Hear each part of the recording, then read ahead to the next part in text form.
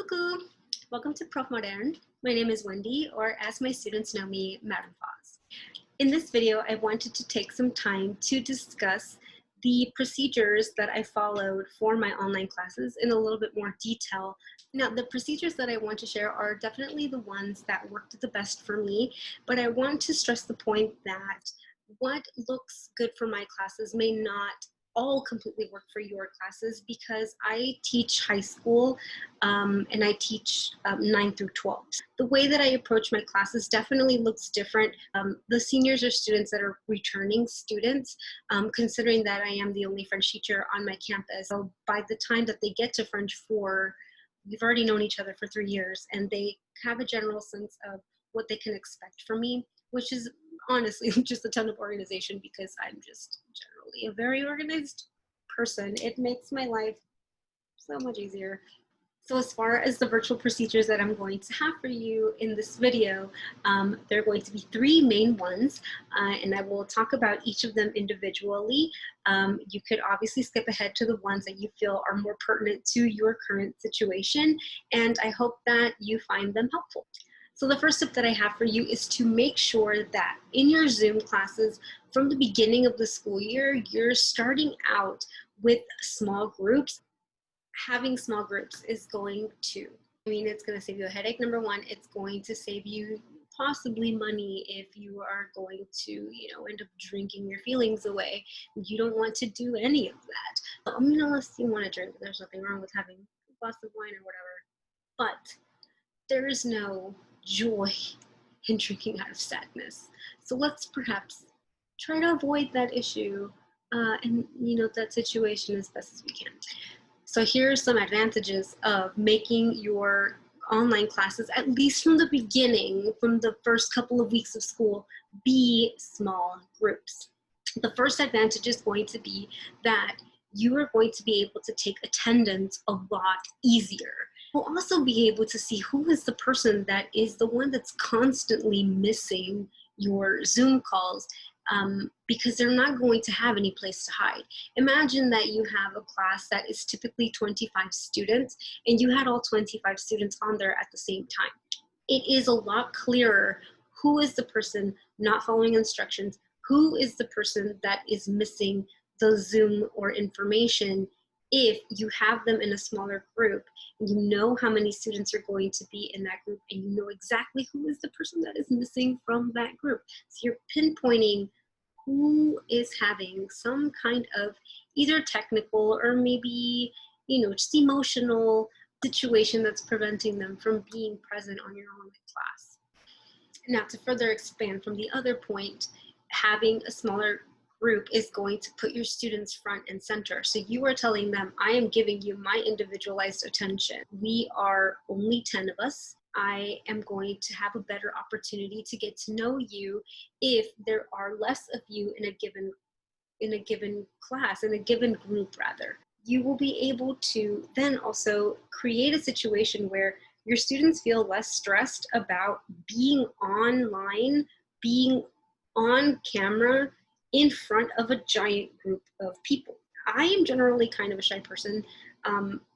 Literally the only thing that is powering me through making these videos is because I feel like it's important for teachers to help other teachers, and I have found a lot of success in the procedures that I've followed and the way that I've generally structured my class, that I am battling this crippling anxiety that I have, to give you this information and in the hopes that you find it as helpful as I have found these procedures to work for me. Now, and as I mentioned, in a smaller group, it is going to be easier to take the pressure off, but you're also creating an environment where the students are going to be able to get to know each other a little bit better.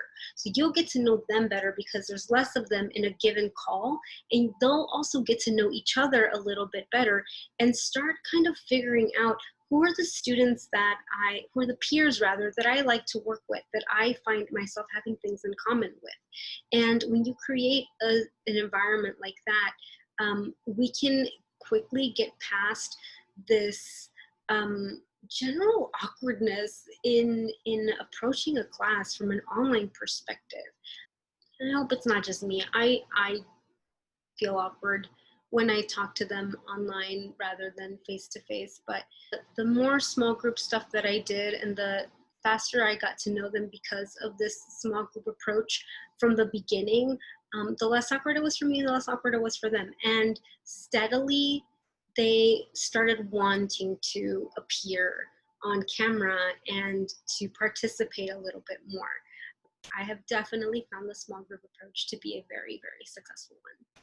This next tip, it may seem a little extraneous, but I definitely felt it necessary to cover my bases because I didn't really know what environment I was going to be getting myself into, particularly with my lower levels, my French 1s and my French 2. So I wanted to completely eliminate any opportunity for them to copy my links and to post them publicly online. Before school even started and I, knew for a fact that we were going to have to teach through Zoom, I understood that to be a phenomenon. There were situations where people were on Zooms and then random people would just appear and do weird or inappropriate things.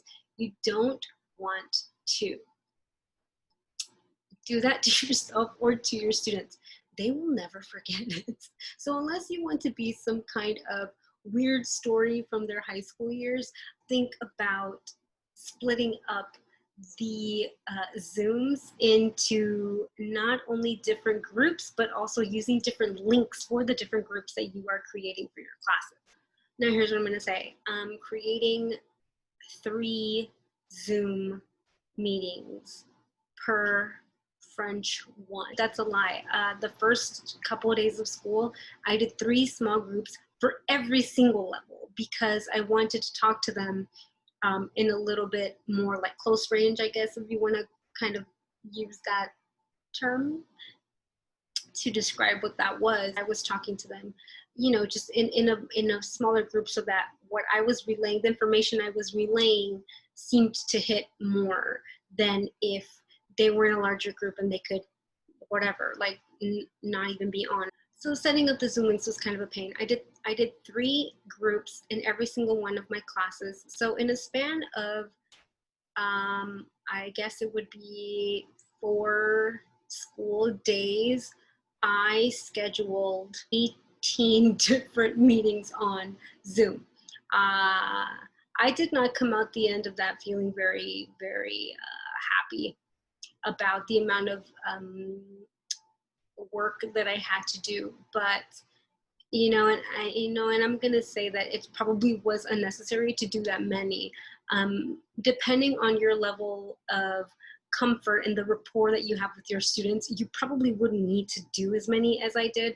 But again, I just didn't know what I was getting myself into, and I would rather have been safe than sorry. So if it cost me 4 days of scheduling constant Zoom meetings over and over, at least it definitely saved me all the turmoil later, because now the students understand that they are receiving different links.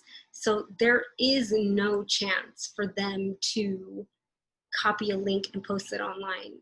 Nothing would come out of that. You might find a situation where the students are trying to pull fast one on you or do something, pull a prank, do something funny. You don't want to give them that satisfaction. The last tip that I have, and this is really the most important one, is that it's extremely important to set procedures from the very beginning.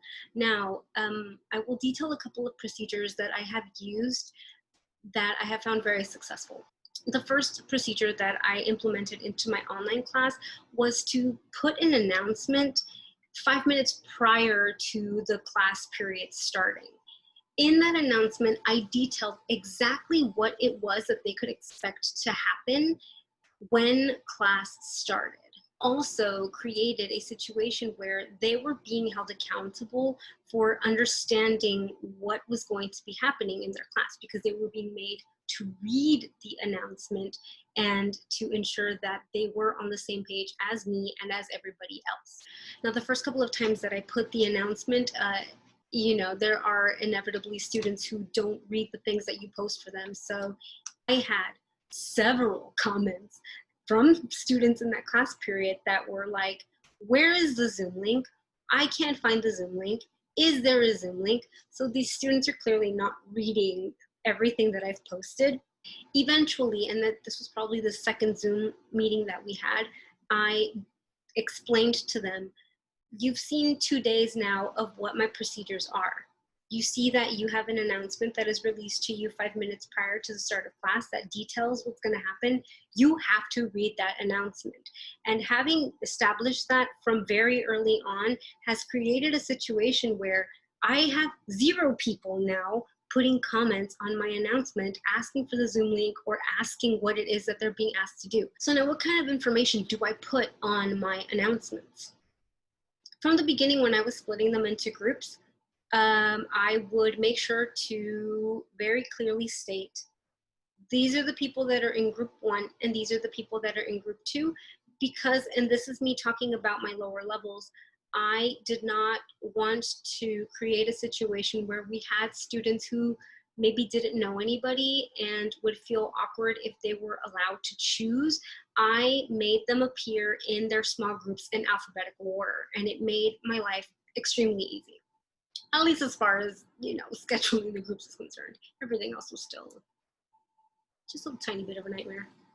Aside from letting them know what time their respective group's Zoom meeting was going to start and what time they could expect for the Zoom link to be released, another very key, crucial piece of information that I made sure to announce was the time that the Zoom link was going to be released and the time that the meeting was going to start. I think even from the very beginning was a 5-minute window. I did not lock the meetings, but eventually I let them know that if they were not going to be on in that 5-minute window that I gave them to log on, they would run the risk of being locked out of the meeting. I didn't do this from the beginning because absolutely people are still adjusting to the way that we're doing this and feeling out, what their teacher is going to be doing. Maybe 2 weeks into teaching, after the 5-minute window that they had to log on, there's an option on Zoom to lock a meeting, and I locked the meeting, and they would no longer be allowed to log on, which meant that they would need to get the notes from somebody else or go back to an additional resource that I may have posted on Google Classroom. It does seem a little bit harsh, but this is what I will say. In situations where students have been locked out of the meetings because they were late, the next time that we had class, they were the first people in the meeting. So it's a lesson learned. They eventually get the understanding that I am expected to be on time. And if I'm not on time, then reviewing the material that's being taught is going to be my responsibility. The last piece of information that I include in my general procedures or announcements at the beginning of the class period is letting them know what do I want them to be doing while they are waiting for their Zoom time to come up, or what they need to do after their Zoom meeting is over. I've put detailed instructions about what they need to complete. And that is usually in the form of either a Google Doc that is posted as an assignment in the classwork area of Google Classroom, or it's something that I have asked them to write in their journal. I will detail all of the supplies that I require my students to use and the way that I implement those supplies into a general class period in a different video. But for now, what I will say is that in an event where I'm asking them to write notes and to come to their Zoom prepared with those notes, I use the Zoom call as an opportunity to take a notebook grade. If the announcement for the day detailed a procedure where they had to copy something, they're being held accountable for having that work done in the window where they are waiting for their Zoom to start, because they know that when they come to the Zoom, they're going to be called upon individually to show me their notebook that they wrote down the notes that was being expected for them to come into class already having. As always, merci beaucoup for watching my videos. I hope that I have given you something to work with, some procedures that you could implement into your own classroom to make your life that much easier so that you can drink out of happiness and not out of sadness. I'll see you guys next time. Ciao.